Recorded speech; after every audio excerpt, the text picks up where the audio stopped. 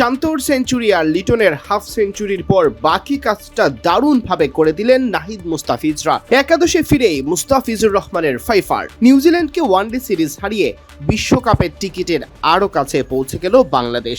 তামিম ইকবালের বিসিবির প্রথম সিরিজ জয়টাই এলো তামিমের শহর চট্টগ্রামে। সাগরিকা খ্যাত বীরশ্রেষ্ঠ ফ্লাইট লেফটেন্যান্ট মতিউর রহমান স্টেডিয়ামে এদিনও টস জেতে নিউজিল্যান্ড। তবে আগের দুই ম্যাচে আগে ব্যাট করলেও এবার বাংলাদেশকেই জানায় ব্যাটিংয়ের আমন্ত্রণ। সাইফ হাসান ও তানজিদ হাসান তামিমের ওপেনিং জুটি ভেঙে যায় স্কোরবোর্ডে কোনো রান জড়ো হওয়ার আগেই। 2 বল মোকাবেলা করে সাইফ খুলতে পারেননি রানের খাতা। তামিম 5 বল মোকাবেলা করে 1 রান নিয়ে যখন ফিরছেন সাজ করে দলীয় রান তখনও 2 অঙ্ক ছুঁতে পারেনি। সৌম্য সরকারের জন্য এদিন ছিল কামব্যাকের গল্প লেখার মোক্ষম সুযোগ। তবে অভিজ্ঞ এই ক্রিকেটার 26 বলে 18 রান করে উইলরুরকের তৃতীয় শিকারে পরিণত হলে থামে সম্ভাবনাময় ইনিংস।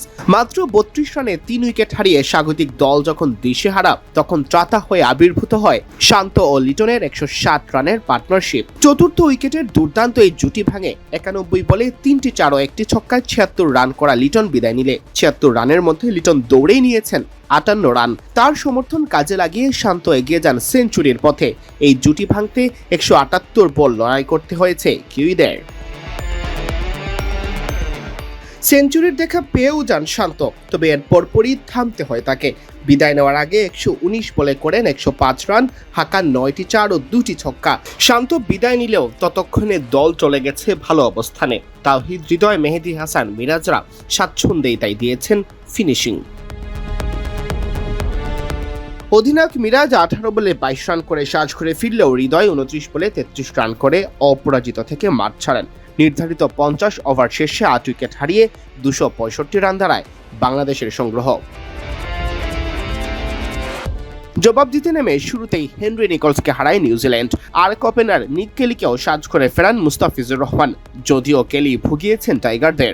80 বলে 59 রান করে কিউইদের দেখাচ্ছিলেন জয়ের স্বপ্ন।